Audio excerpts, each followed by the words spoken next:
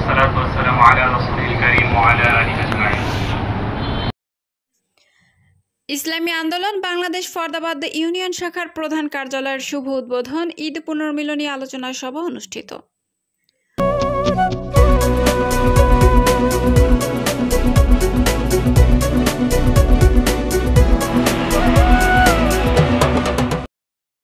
আসসালামু আলাইকুম।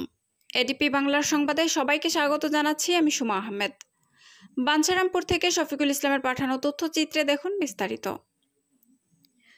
ব্রাহ্মণবাড়িয়া বাঞ্ছারামপুর উপজেলায় ইসলামী আন্দোলন বাংলাদেশ ফরদাবাদ ইউনিয়ন শাখার প্রধান কার্যালয়ের শুভ উদ্বোধন, ঈদ পুনর্মিলনী ও আলোচনা সভা অনুষ্ঠিত হয়েছে। 9 জুন সোমবার বিকেল 4 ঘটিকায় পূর্বহাটি বাজারের প্রধান কার্যালয়ে এই আলোচনা সভা অনুষ্ঠিত হয়। মোহাম্মদ খসরু ইবনে অদুদের সভাপতিত্বে প্রধান অতিথি হিসেবে উপস্থিত ছিলেন ইসলামী আন্দোলন বাংলাদেশ নারায়ণগঞ্জ মহানগর সভাপতি মুফতি মোহাম্মদ মাসুম বিল্লাহ। ইসলামী আন্দোলন বাংলাদেশ ফরদাবাদ ইউনিয়ন শাখার সদস্য মাওলানা মোহাম্মদ আব্দুল কাইয়ুমের সঞ্চালনায় বক্তব্য রাখেন ইসলামী আন্দোলন বাংলাদেশের বাঞ্ছারামপুর উপজেলা শাখার সেক্রেটারি মাওলানা মোহাম্মদ জাকির হোসেন খাসনগরী।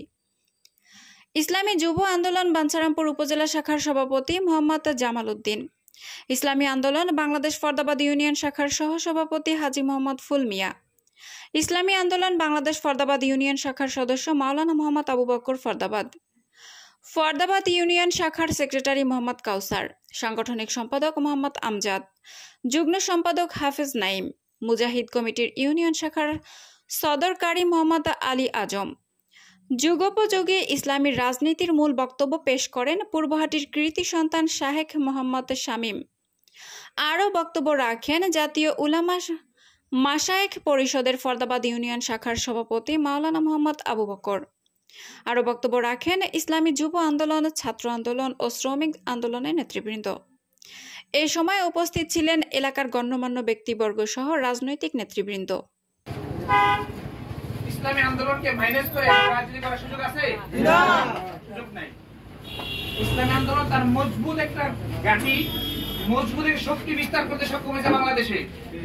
আমাদের ব্যর্থতা, সেই বিষয়টা আমরা জাতির সামনে জনগণের সামনে পৌঁছাতে পারি নাই।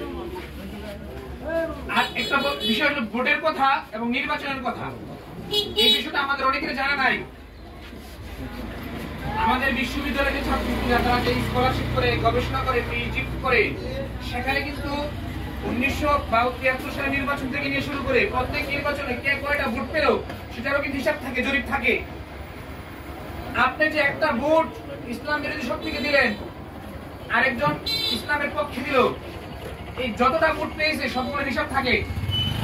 হিসাব থাকে না তা না, আমরা পড়াশোনা করে দেখি যে 1981 সালের নির্বাচনে হাফিজ জুজুর কতটা ভোট পেয়েছে, সেই এই ভোটের সংখ্যা দিক থেকে নির্বাচন করা হয়। বাংলাদেশের জনগণ ইসলামকে কতটুকু ভালোবাসে, ইসলাম কতটুকু সেটা হিসাব করা হয়। আপনি যে